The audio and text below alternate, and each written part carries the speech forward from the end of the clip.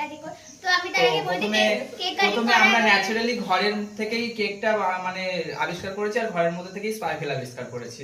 তো ক্যান্ডেলটা জ্বালিয়ে দাও মুস্কান। তো জ্বালতে চলতে আমি একটা কথা বলি। ও স্পার্কেল চলে গেছে। Happy birthday, happy birthday pookie. Happy birthday পুকি। সমাপ্তি আমার দিদির বেস্ট নাম ফ্রেন্ড। পুকি।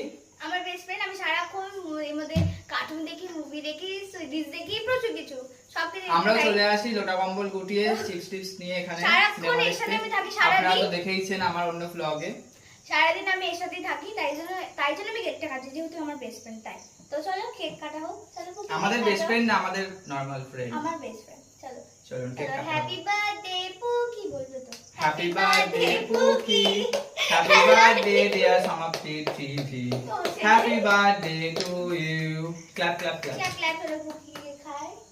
পুকি কে চলুন আমরাও কেক খাই। আমি খাই। বাহ, কেকটা কোথায় আমরা ইটভাটা থেকে এনেছি। চলো বাই গাইস, লাইক আপনারাও কেক খান, আপনারাও কেক খান।